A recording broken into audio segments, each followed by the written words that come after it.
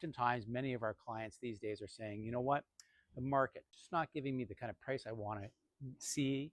And what they are asking for now is, what would it cost to renovate a home if I decide to stay, or even a couple of months from now, or maybe a year from now, if I'm getting ready to get my house ready for the market, how is it going to show, and what are the right things to do as a renovation? Well, today I'm here with my good friend and contractor, Nima Jahangir. So Nima, like I said, generally speaking with clients, you have an existing kitchen, let's say it's in Riverdale, East York, or High Park, or you're not moving any walls around. What would you want to tell our clients that it would cost to do a renovation on the low end and on the high end of a kitchen? Perfect. So without moving any plumbing, leaving the stove where it is, getting a new cabinet for a typical house in this area, you're probably looking, with tile floors, backsplash, you're looking at anywhere between $30,000 to $50,000. Also depending on the level of finishes and the appliances that you would choose. Now, generally speaking, years ago, you used to be able to renovate a 4-piece bathroom in a typical Riverdale or High Park home, or in Leslieville home, for around 10. What would you say that number is now, low and high? I would say it's probably gone a lot higher because of material costs, labor costs have gone up. You're probably going to be looking anywhere around 20 to 25,000.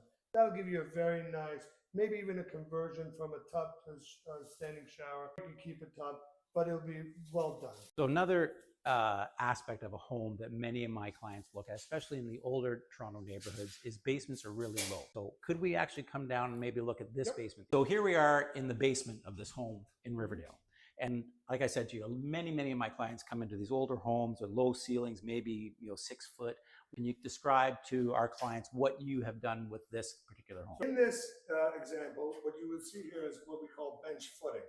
Bench footing is essentially trying to protect the existing footing by creating this concrete bench. The general rule of thumb is for every foot you're going down, you're going a foot up. So you're creating a 45 degrees angle of repose, which then creates a nice stable structure for the footing. In this case, we went down almost a foot and a half, and therefore we lost about a foot and a half into the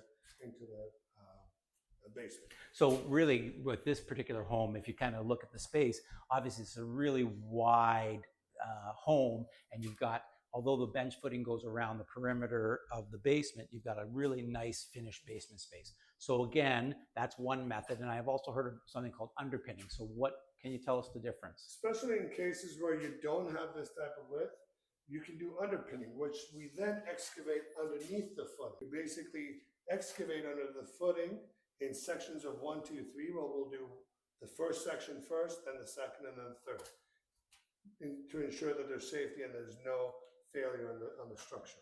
Oh. That way, you kind of negate this bench, and you'll have it right flush to the wall, which is ideal. So then, therefore, if you've got any of these homes that are a little bit narrower, as opposed to something like this one, you've still got the full basement space or floor space to use. So when you look at the cost of bench footing versus, let's say, underpinning, generally speaking, let's talk about cost, because oftentimes my clients say the same thing. What would it cost to lower a basement if you're bench footing versus, let's say, underpinning? So there's one other aspect I should bring up, is also that you have to do the new slab with the drains. So bench footing versus underpinning, you would spend somewhere around $30,000 for a house of this size to do a bench footing. To do underpin it, you're looking at somewhere at $50,000 to $60,000, and then the slab and drains is another $10,000 to $15,000. But they have to be done in conjunction with one another. You can't do one without the other. So Nima, this has been really great. I really appreciate your time today, and I wanted just to let everyone know that they want to contact Nima for any quotes, renovation work. Nima, where can people reach you? You can call or text me at 416-456-9901. And do you have a website or email address you want to share? NimaContracting.com or Nima_Jahangir@outlook.com.